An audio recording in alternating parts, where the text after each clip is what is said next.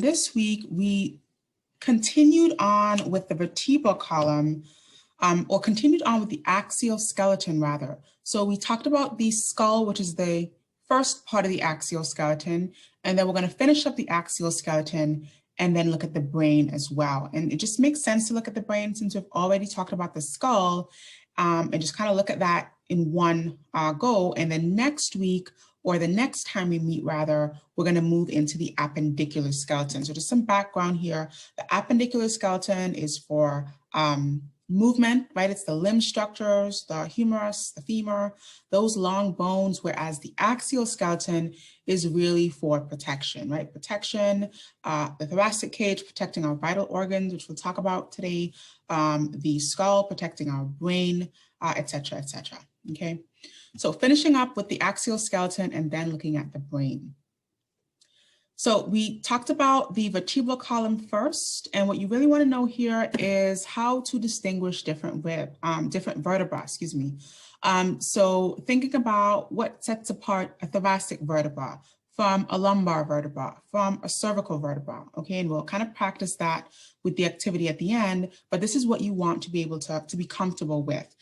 So the images you'll get on your quizzes will not necessarily have the vertebra within the thoracic cavity or within the vertebral column. And so get comfortable finding unique features that set some of these vertebrae apart. So we talked about some of these parts of the vertebra generally. So we've got the vertebral foramen, which is different from the intervertebral foramen.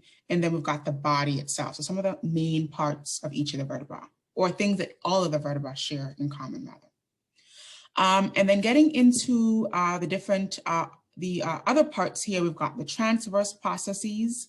There are two of them, one on either side. We've got the spinous process, which is one.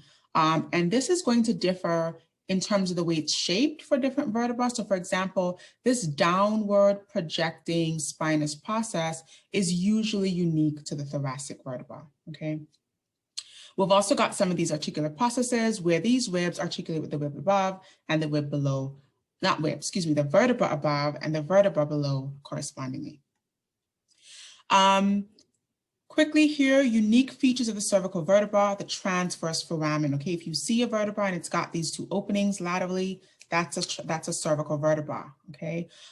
Specifically C1 and C2 that are uniquely named. So make sure you know how C1 looks differently. C1 also called the atlas from the way that C2 looks, and C2 has this upward projection, which is kind of replacing its body, right? That doesn't have a body, so to speak, but it's upward projection, also called a dens.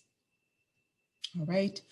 And then thoracic vertebra, again, have that downward pointing or downward sloping spinous process, as well as these heart-shaped bodies. So the shape of the body of the thoracic vertebra itself is usually this heart shape. Thoracic vertebra also have additional facets. These are called costal facets. And I'll point this out later on, but this is where the body of the rib along with the costal facet of the rib can articulate, I keep saying rib, excuse me, the body of the vertebra and the costal facet of the vertebra can articulate with the corresponding rib. Okay, and I'll point this out again, showing you how that articulation happens. Okay, and then the final part of the vertebral column here, the sacrum and coccyx. So again, I'll point out how this differs from an anterior view and posterior view, and some of the important features that I went over before. So here's the anterior view. You can see these transverse lines.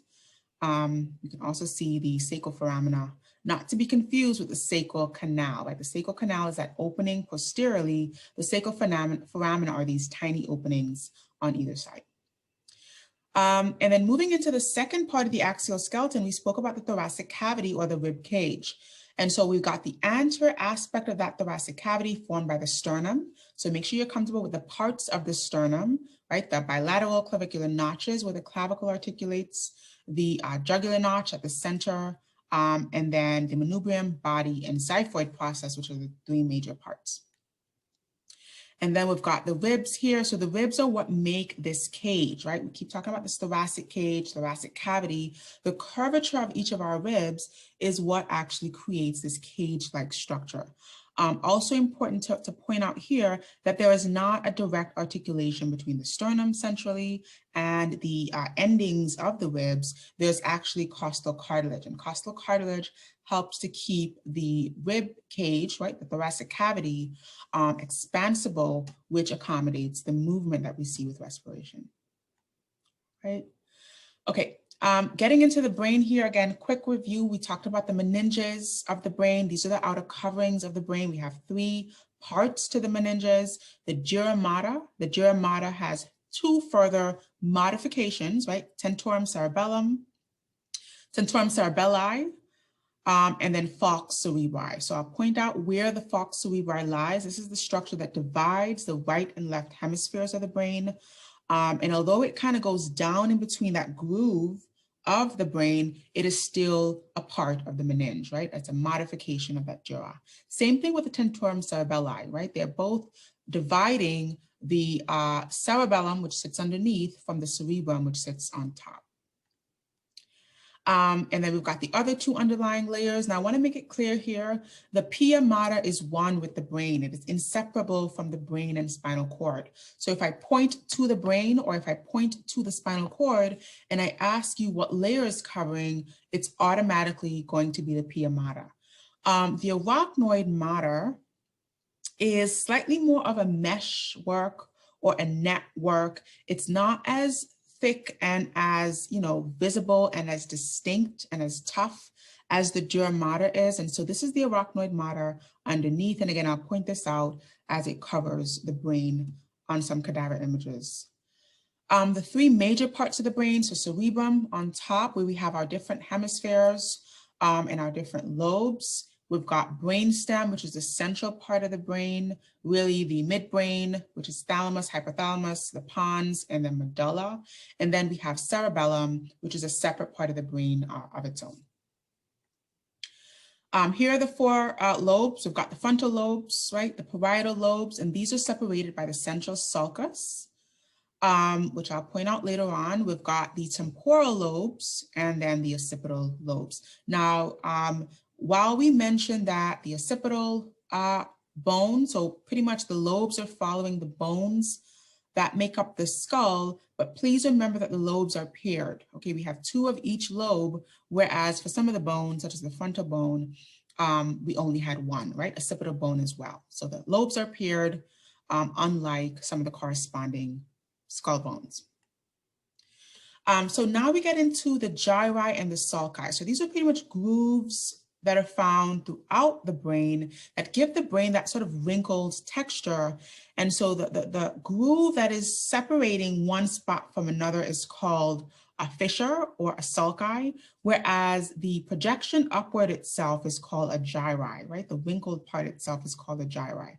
And so we have some uniquely named sulcis or fissures. One is the longitudinal cerebral fissure. And so this is where that falx cerebri is located, right? It's going to go down in between that groove or that fissure, and it's going to separate the 2 halves of the cerebral hemispheres or the cerebrum. We've also got the central sulcus that I talked about before. This is the division between frontal lobe and parietal lobe. It's also the division between premotor cortex and post-motor cortex, cortex, which is motor cortex or sensory cortex. And I'll talk about that coming up in a bit. And then the lateral fissure or lateral sulcus is this groove across the side here. It's separating the parietal and frontal lobes on top from the temporal lobe off to the side. Okay, so here are those important gyri, right? The precentral gyrus, otherwise known as the motor cortex, and then the postcentral gyrus, otherwise known as the somatosensory cortex. And so as I was mentioning before, they are separated by that central sulcus. So the central sulcus, which divides frontal lobe anteriorly, parietal lobe posteriorly, is also the division between motor cortex anteriorly, so this wrinkle only, and somatosensory cortex posteriorly, so this wrinkle only. All right, getting into cerebellum. So this is a separate part of the brain. We've got the folia here, which are basically these gray matter regions on either side or either lobe here of the cerebellum. And then we've got the arbor vitae, which is the white matter region that can really be appreciated from this sagittal view. So this is that white matter or arbor vitae, which stands for tree of life. And then that is contrasted against the folia, which are the gray matter regions of the cerebellum. And then in between both of these areas, we have the vermis, right? The vermis, which is the bridge between both cerebellar hemispheres. Getting into the brainstem here, several structures, I'll point these out in much more detail later on the cadaver brain, but the brainstem is kind of the central region of the brain. This is where we have that communication from the higher centers, right? The cortices, right? The cerebellum going down towards spinal cord. Okay, looking at the vasculature of the brain, I'll point these out a little bit better on a cadaver image just so you can get comfortable looking at them in that way. But basically we have this network of blood vessels that supplies the brain, ascending through the neck region by the carotids, but also ascending anterior to the vertebral column by the vertebral arteries, and then connecting centrally to give us this cyclical network of blood vessels. And this is called the circle of Willis. And I'll point out each of these vessels on a cadaver image later on. Here's a mid-sagittal view so we can see nicely some of the central structures, right, like the thalamus, the interthalamic adhesion, the corpus callosum. The corpus callosum is where we have sharing or transfer of information from one hemisphere to another. We've also got the fornix as one of these central structures. And again, I'll point some of these out on our mid-sagittal view of the cadaver. The ventricles of the brain are very difficult to visualize on a cadaver, so I want to make that very clear. The ventricles of the brain are these invisible, not invisible, but there are these collective spaces that are formed when we put both halves of the hemispheres together. So essentially they're created by the cavities in the central part of the brain. And so we've got the lateral ventricles, and we can see a part of the lateral ventricle from a sagittal view, but I want you to have the understanding that the ventricles are really created by putting the brain together. So it's very hard to see them from any one view. So we've got the lateral ventricles, they communicate to the third ventricle, and the third ventricle is around the thalamus. So if we go back to this slide really quickly here, the third ventricle is around this space. And so from a sagittal view like this, I can't really appreciate that this is a space. But if I were to put both halves of the hemisphere, both halves of the skull together, I would be able to appreciate that as being a space where the third ventricle is surrounding the thalamus. Okay, and I hope that makes sense. We can sort of clarify that as we go along today. And then the final set of structures are the cranial nerves. Now, these are not very clear on the cadavers, so I would encourage you to make sure you understand the location of these from an image such as this, okay, where we can see all of the nerves in respect to each other, and get comfortable looking at an image like this, and then I'll show you some of the ones that are visible on some of our brains coming up. All right, okay, so I'll pause here briefly and see what questions we have, and then we'll get right into some of these images and models and some of the cadaver structures here.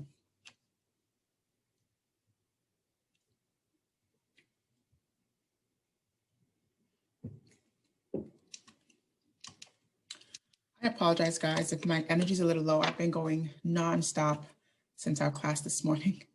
And I had an 8 a.m. before our class, so I have had a long day, so apologize if my energy is a bit low. Okay.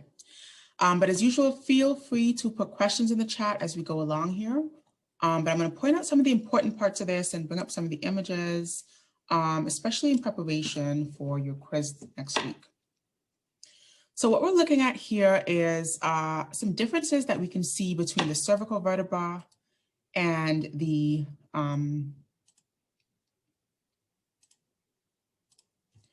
cervical vertebra here and the thoracic vertebra and then lumbar vertebra. So the lumbar vertebra have a very thick body, okay, and that makes sense.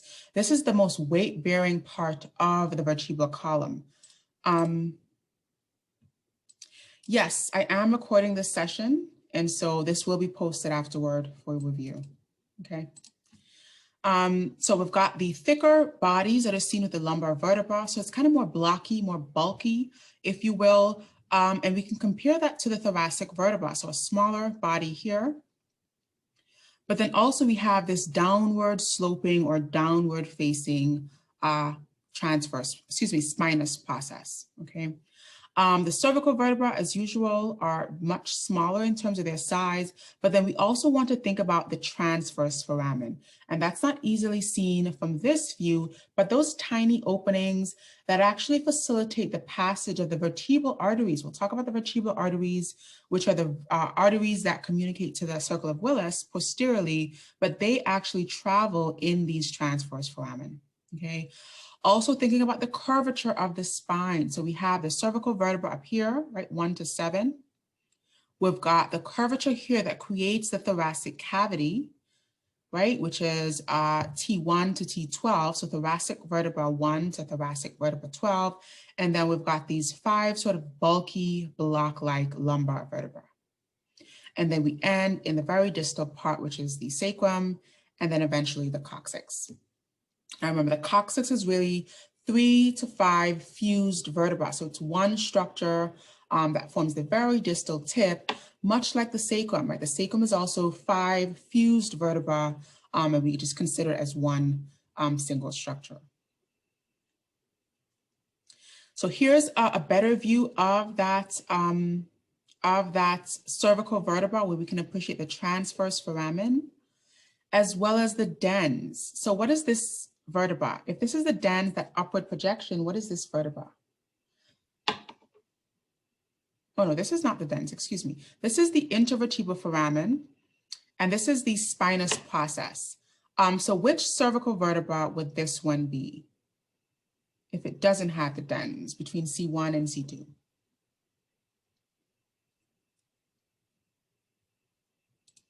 Let's see if I can erase this.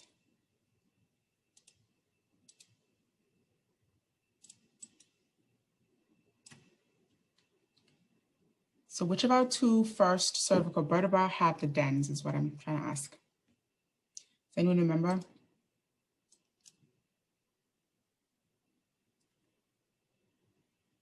So it's going to be C2, right? C2, or the axis, is going to be the second cervical vertebra, and that has the upward projection, which is the dens, and the dens will actually fit into the vertebral foramen of C1, which is the atlas, okay?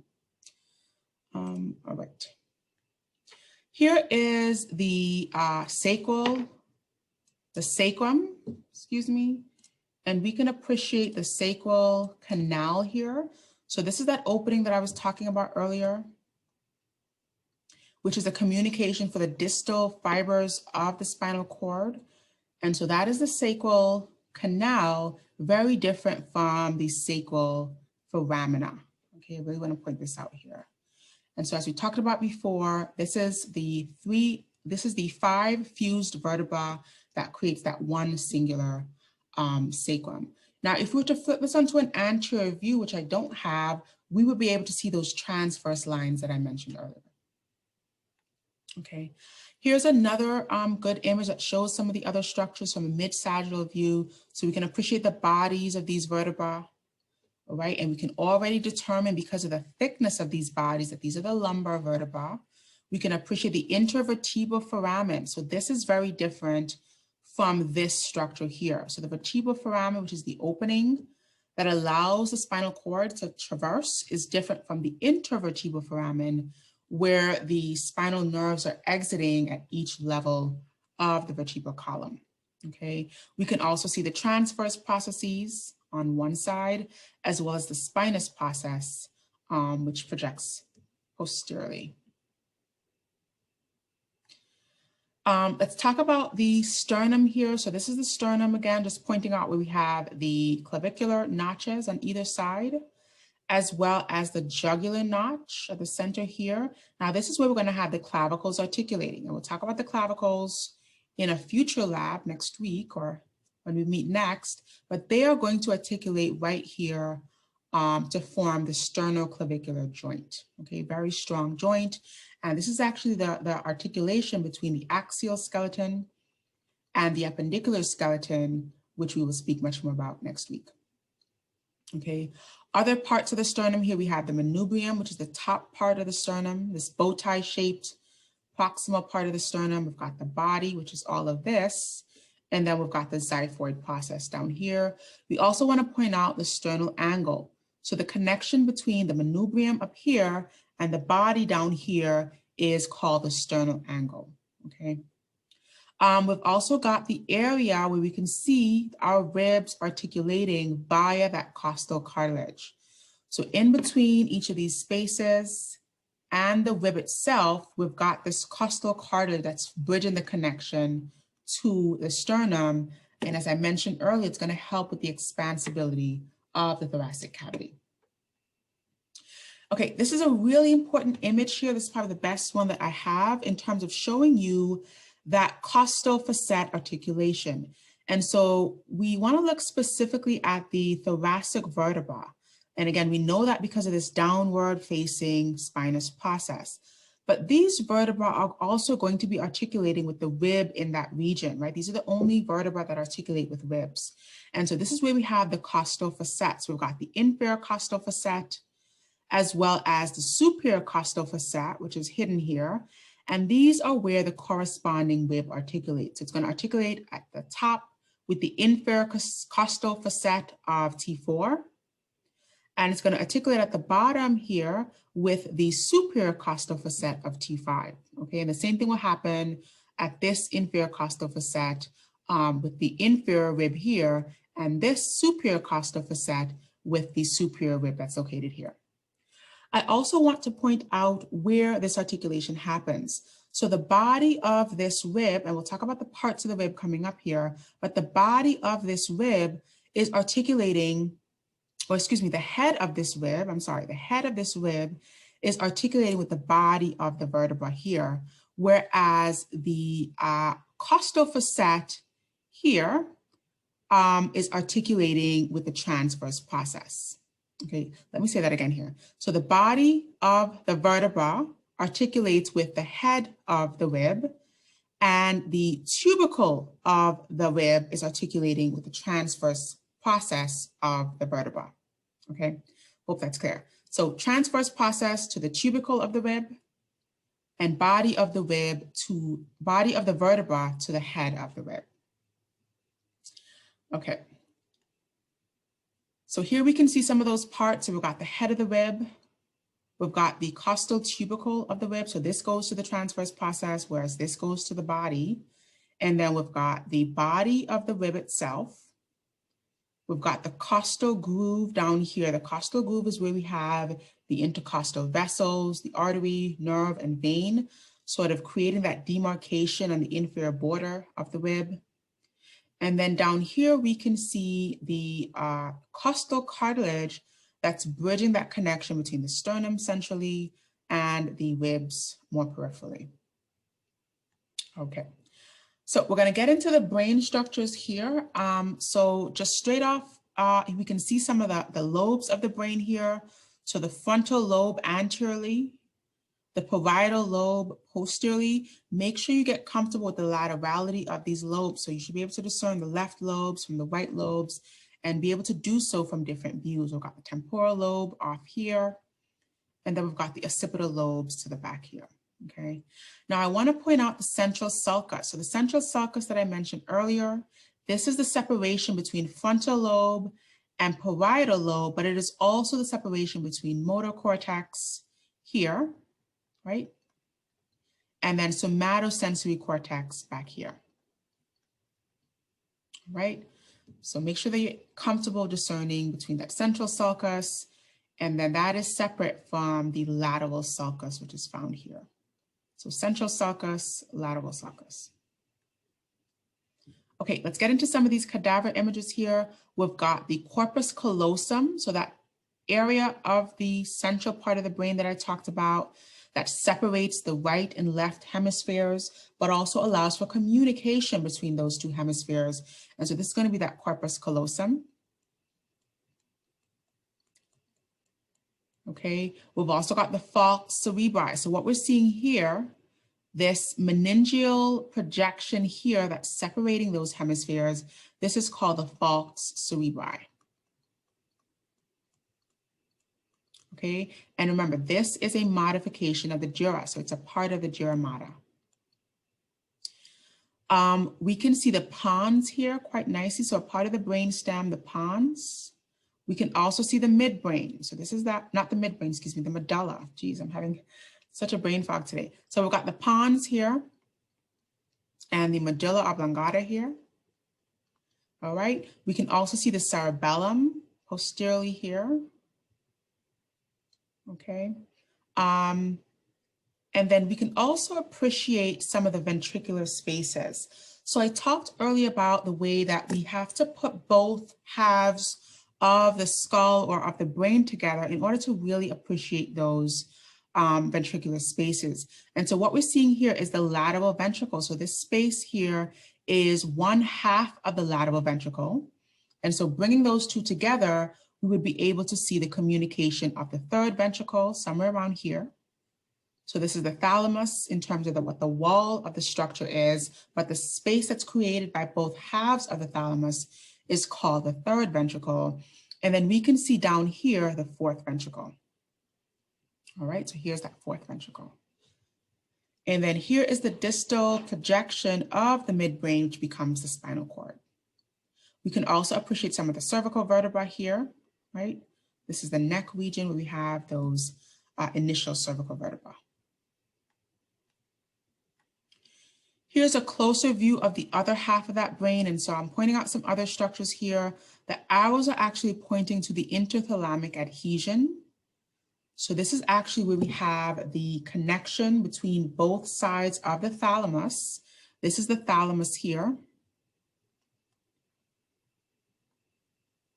Okay, this is the hypothalamus just beneath the thalamus, so hypothalamus. Once again, this is pons, this is cerebellum. Okay, this is corpus callosum, right? This is the fornix, so the inferior border here is called the fornix. Okay, and then we can see that sheet that separates, it's actually called the septum pellucidum, but it separates the parts of the lateral ventricle. So this space that we can somewhat sort of see from this view is where we have that lateral ventricle that I talked about earlier, that ventricular space. Okay, another view of our mid-sagittal skull or mid-sagittal brain section here. So we can see that lateral ventricle, right, a little bit of that here. We can see that corpus callosum up top. We can see the pons again, the medulla oblongata, the spinal cord, the cerebellum here. Okay, all this is cerebellum. We can see the fourth ventricle quite nicely here. So this space is called fourth ventricle. And then we can see some of those similar structures on this side as well. So the other half of that lateral ventricle. And what I want to point out is some of the meningeal layers from this view. So when we look at this surface of the brain, right, this little network or meshwork, sort of transparent layer that's covering the brain up here, right, we can sort of appreciate that here. This is called the arachnoid mater, okay?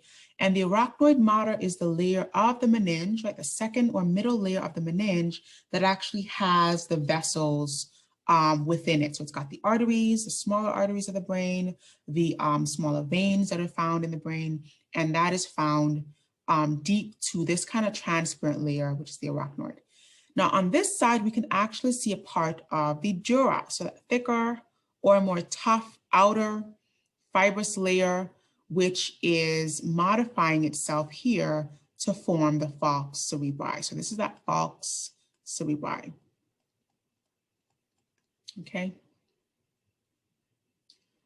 All right. We can also see here the tectal plate. This is another one of our midbrain structures. The tectal plate or the quadrigeminal plate. It's got the superior colliculi, so superior colliculus or colliculi, and then the inferior colliculus or colliculi. And we can see that quite nicely on that side as well. Right. Here's a closer view of the cerebellum. So here we can see the vermis. So this is that connection between left and right cerebellar hemispheres. So again, just for reference here or context, this is an inferior view of the brain. So if we turn the brain on the top or turn it over on its top surface, we can see the underside or the undersurface of the brain, and that's how we can sort of better appreciate the cerebellum here. Right, so here's that cerebellum. I also want to point out where the tentorium cerebelli would be. So again, this is another one of those dural modifications that actually goes in between this groove, and it's going to separate the cerebellum on top, cerebrum on top from the cerebellum, which is inferior. So this is where we would find that tentorium cerebelli. Okay. And then what we're seeing here, these sort of leaf-like folds or these kind of flaps, this folded appearance of the cerebellum, these are called the folia. Okay. Okay, let's get into some of the vascular structures here. So we're looking at, again, that undersurface or the ventral surface of the brain, and we can really clearly appreciate some of the vessels here. So these are the vertebral arteries. Remember, the vertebral arteries are converging together. They're ascending via the transverse foramen of the cervical vertebra. So make sure you're making that connection. And then they're going to come together to form the basilar artery. So these are the vertebrals. All right, this is the basilar artery, right? Singular artery here. And then we have some of the other branches of the circle of Willis. So these are the posterior cerebral arteries on this side here and this side here. So posterior cerebral arteries, right, paired. And they're not to be confused with the posterior communicating arteries, which are bridging the connection between the posterior cerebrals and the middle cerebral, okay? I'll point out the anterior branches of the circle of Willis in another slide. But some other things we can appreciate on this view are the olfactory cranial nerve. So olfactory cranial nerve here. We've got the optic nerve, which is crossing here to form the optic chiasm. So optic nerve, and then at this crossing, this is the optic chiasm. Okay, so this is nerve and that's chiasm. And then we can also see the olfactory bulbs and the olfactory nerve as well. So here's the olfactory bulb, which is our first cranial nerve. Okay, this is cranial nerve 2, and then we get into cranial nerve 3. Okay, let's also point out some of these more posterior cranial nerves. So here's trigeminal nerve. This is going to be one of the thickest cranial nerves. It actually has 3 divisions, V1, V2, V3. And then we can also see cranial nerve 6, which is our abducent nerve. And then I'll point out some of the other ones that we can see a little bit later on. So far we can see 1, we can see 2, we can see 3. 4 is not quite visible here, although we can see a small bit of 4 here. 4 is actually going to be wrapping right around the brainstem. And then we can see a part of 5 here, and then another trunk of 5 over on this side.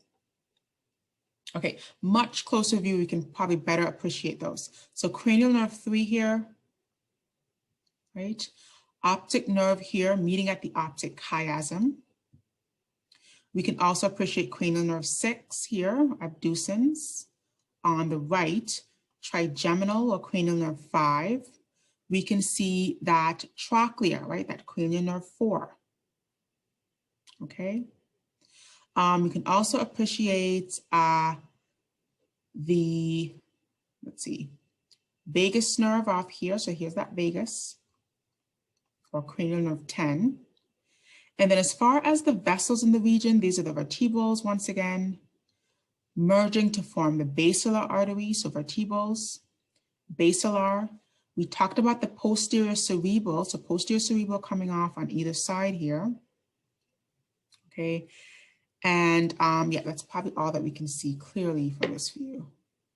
Oh, we can see the common carotid arteries here. So common carotid on either side, and these are actually communicating to the middle cerebral artery. So middle cerebral artery in here, and yeah, we can't quite see that posterior communicating from this view. All right, another view, right? Top surface of the brain here. Again, this is just a different brain, so you can get used to some different images. The vertebrals forming the base of the artery here. We can see the cut surface of the common carotids up here. We can also see the optic nerve forming the optic chiasm there. All right. And then what's being pointed out at the center here are the anterior cerebral arteries. So here are the anterior cerebral arteries. And then this little communication is called the anterior communicating artery. So anterior cerebral versus this very small strip, which is the anterior communicating, okay? All right, and then this image just shows that arachnoid mater. So I was mentioning earlier how the arachnoid mater is this transparent layer that we can sort of see being peeled or lifted here. And if I were to point to this part, this structure, this is arachnoid mater, but if I were to point to the brain itself and ask about what covering is there, this is going to be pia mater. So this is pia mater, whereas this mesh-like or transparent layer is the arachnoid.